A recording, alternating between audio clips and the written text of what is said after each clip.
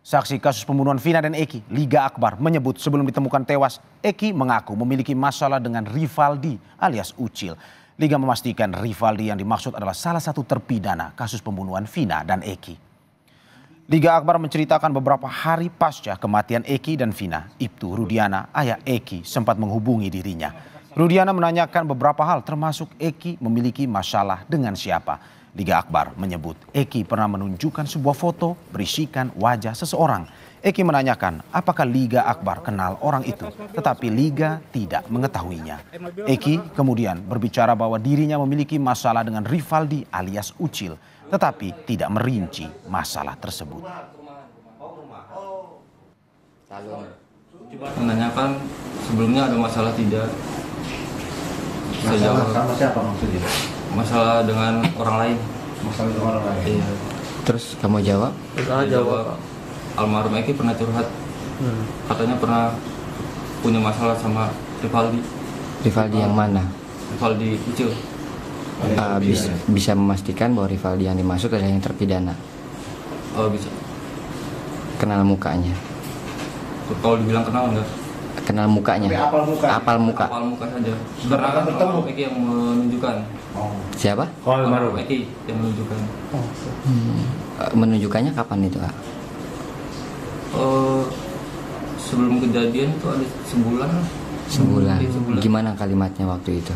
Waktu itu cuma menanyakan, kenal sama orang ini enggak? Kata saya siapa? Rivaldi aja. Kenapa Ki? Saya ada masalah katanya. Masalah apa? Dia nggak jawab.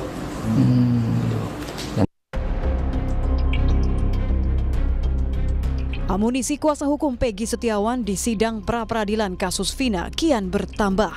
Tony RM meyakini jejak digital antara Peggy dan temannya Dede Kurniawan menegaskan bahwa kliennya tak berada di Cirebon saat peristiwa pembunuhan terjadi.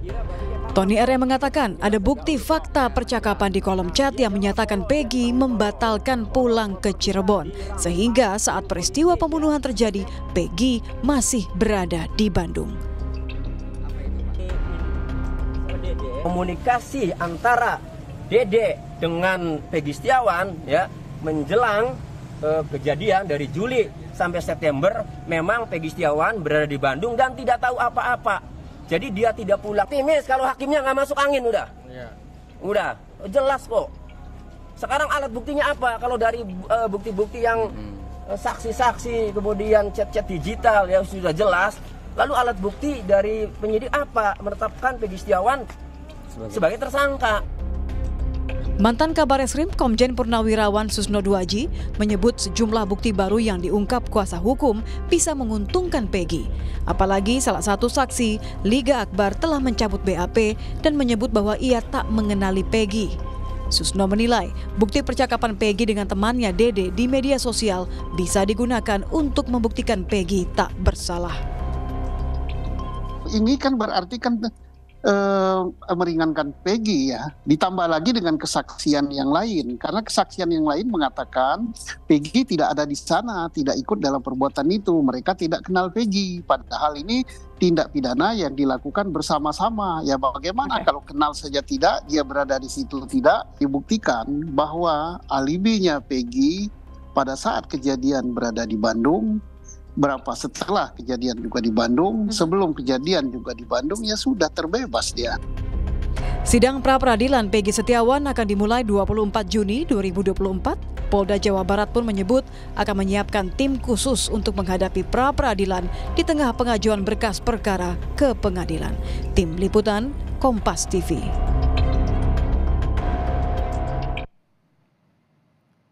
Saudara, terkait bukti-bukti yang dikumpulkan kuasa hukum Peggy untuk pra-peradilan, kita sudah terhubung dengan jurnalis Kompas TV Muhammad Syari Romdon di Polresta Cirebon Kota, Jawa Barat. Selamat malam Syari.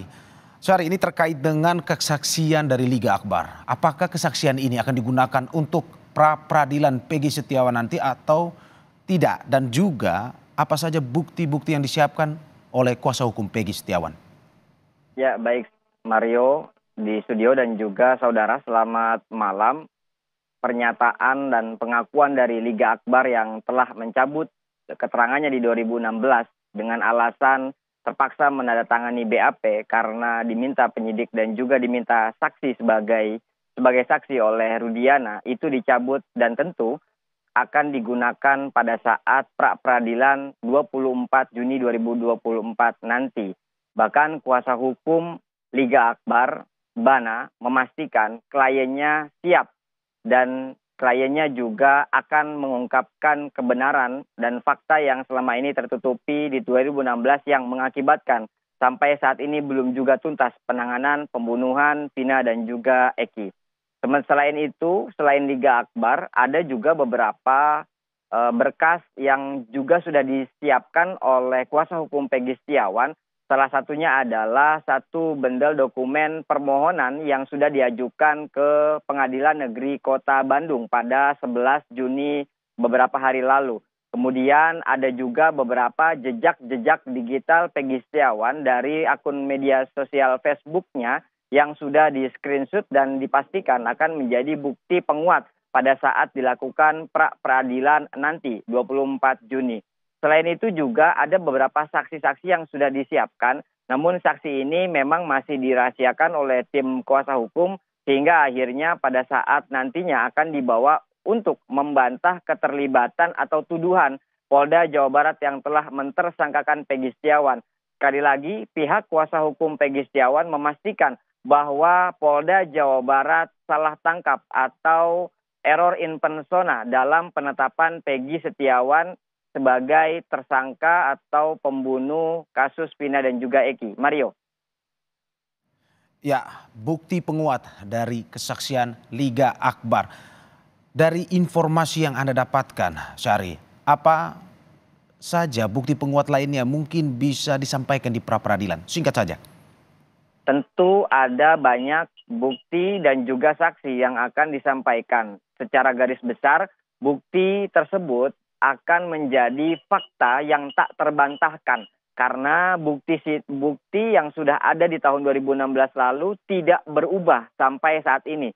Sementara beberapa keterangan-keterangan saksi lainnya juga terus dihadirkan dan akan diperkuat sesuai dengan apa yang mereka alami, apa yang mereka lakukan. Beberapa diantaranya adalah kerabat-kerabat kerja Peggy pada saat itu yang pada saat 27 Agustus 2016 bersama Peggy di Bandung. Dan juga ada beberapa saksi lainnya yang tentunya akan menguatkan Peggy Setiawan. Selain itu, pihak Polda Jawa Barat juga menyiapkan beberapa tim hukum yang juga akan dihadirkan pada saat pra-peradilan mendatang. Tentu Mario, hal ini sangat dinanti oleh publik secara luas karena penuntasan kasus ini sangat tertunda, sangat panjang, yakni 8 tahun silam hingga saat ini masih belum juga selesai. Dan tentunya keputusan nanti diharapkan memberikan keadilan kepada para seluruh korban yang terlibat dalam kasus ini. Baik, Syahri. Mario.